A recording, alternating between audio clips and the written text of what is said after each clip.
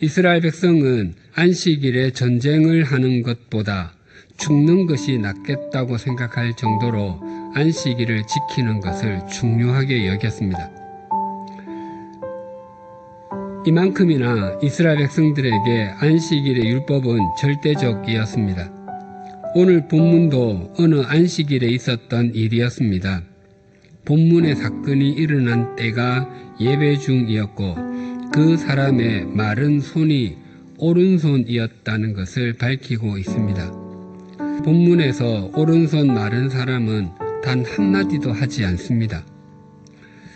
그런데 나사렛 사람들의 복음서라는 오래된 문헌에는 이 사람이 예수님께 다음과 같이 간청한 것으로 기록하고 있습니다. 저는 석수장이었습니다. 이 손을 가지고 밥을 벌어 먹는 놈이 손이 말라버렸으니 이 무슨 천벌이란 말입니까? 예수시여 바라건대 저에게 건강을 되찾게 해주시어 이 수치스러운 거지의 신세를 면하게 해주십시오. 석수는 손으로 일을 해서 생계를 유지합니다. 그의 간절한 소원은 만약 가능하다면 하루라도 빨리 자기 손이 고침을 받는 것일 것입니다. 석수는 한 손으로는 망치를 잡고 또 한 손으로는 반드시 정을 잡아야 하므로 한 손으로 일해서 제품이나 작품을 만드는 일은 거의 불가능합니다. 이러한 상황에도 서기관과 바리새인들은 예수님을 정죄할 기회를 노리고 있었습니다. 8절이 이렇게 증가합니다. 예수께서 그들의 생각을 아시고 손 마른 사람에게 이르시되 일어나 한가운데 서라 하시니 그가 일어나 서거늘. 예수님께서 그를 고쳐주신다면 안식일의 율법을 어기는 현행법이 되어 안식일에 어기는 사람이라는 별명이 붙게 될 것입니다. 그래서 예수님께서는 그 사람을 고쳐준 행위로 인해 궁지에 몰릴 수 있다는 것을 잘 알고 계셨을 것입니다. 그럼에도 예수님께서는 조금의 멈춤이나 주저함이 없이 오른손 마른 사람을 모든 사람이 다 볼 수 있도록 회당의 중앙에 서게 하셨습니다. 그리고 이렇게 말씀하셨습니다. 내가 너희에게 묻노니 안식일에 선을 행하는 것과 악을 행하는 것, 생명을 구하는 것과 죽이는 것 어느 것이 옳으냐 하시며 당시 훌륭한 서기관은 물 한 방울 새어나가지 않게 하는 저수지에 비유되곤 했습니다. 서기관들은 성경의 내용 자체에 대해서는 그 누구보다도 잘 알았습니다. 그러나 그 본질적 의미에 대해서는 생각하지 않았습니다. 그들이 문자 자체에만 정신이 팔려있고 율법을 주신 의미는 깊이 생각하지 못했기 때문입니다. 그 후에 예수님께서는 그 사람의 오른손을 회복시켜 주셨습니다. 하나님께서 안식일을 지키라고 하신 이유가 이러합니다.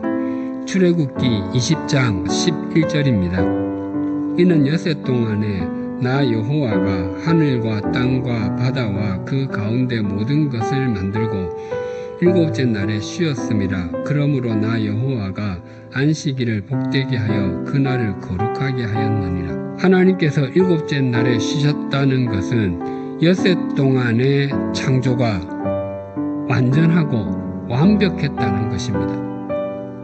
우리에게 주신 요일의 개념으로 말씀드리면 일곱째 날인 주일은 하나님께서 창조를 완성하시고 쉬신 날을 나타냅니다.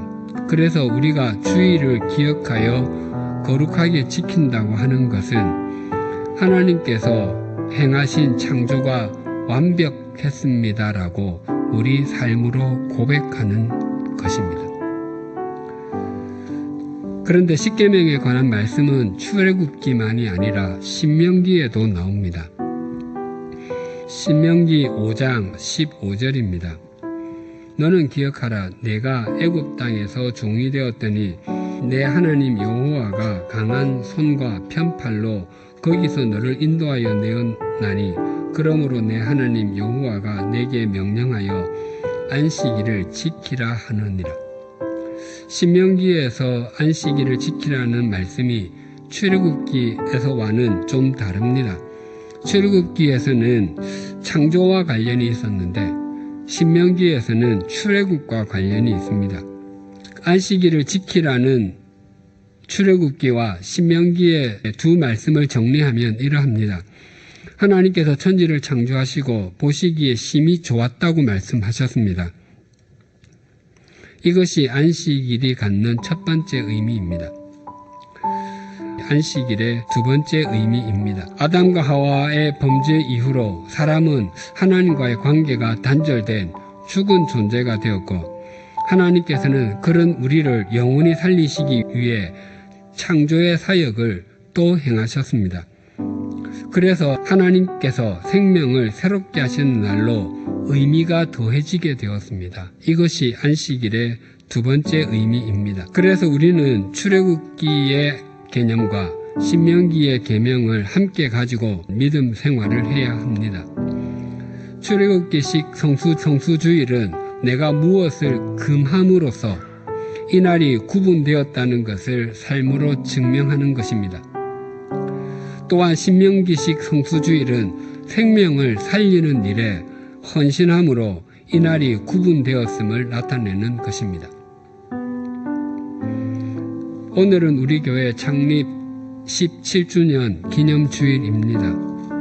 지난 17년이 시온의 대로로만 형성되었던 것은 아닙니다.